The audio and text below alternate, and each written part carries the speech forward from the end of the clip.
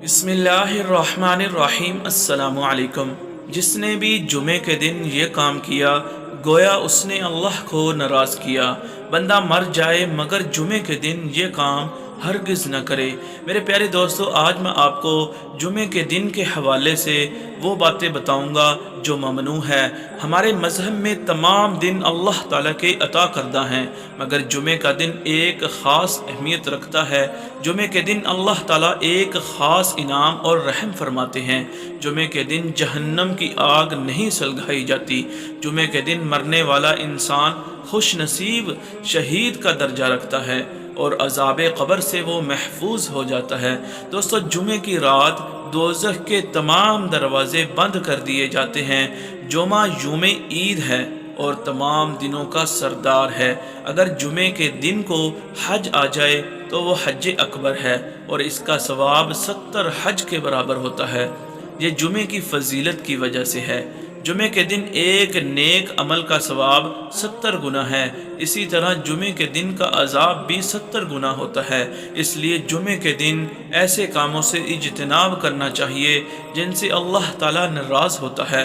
दोस्तों, जुमे की फजीलत और अहमियत के साथ अल्लाह ताला ने कुरान पाक में एक पूरी सूरत जुमा में फरमाई है। जुमे के दिन की बहुत सी फजीलतें हैं।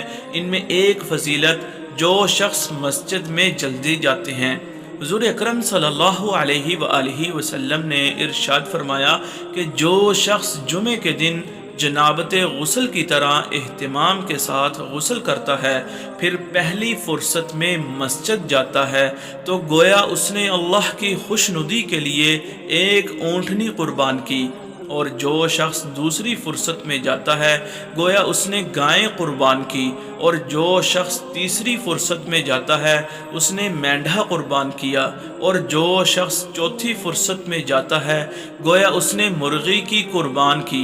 और पांचवी फुर्सत में जो शख्स जाता है, गोया उसने अंडे से अल्लाह की खुशनुदी हासिल की। फिर जब इमाम खुतबे के लिए आता है तो फरिश्ते खुतबे में शरीक होकर उस खुतबे में शरीक हो जाते हैं। आप सल्लल्लाहु अलैहि वसल्लम ने फरमाया कि जब जुमे का दिन होता है तो फरिश्ते मस्जिद के हर दरवाजे पर खड़े हो जाते हैं।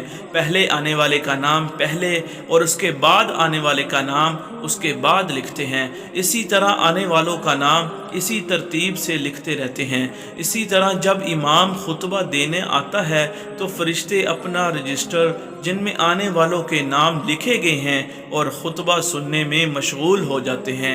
अरशाद बारी ताला है, मोमिनो, जब जुमे का दिन नमाज के लिए आज़ान दी जाए तो अल्लाह के ज़िक्र की तरफ लपको और ख़रीदो फ़रोख्त तर्क कर दो अगर समझो तो ये तुम्हारे हक़ में बेहतर है।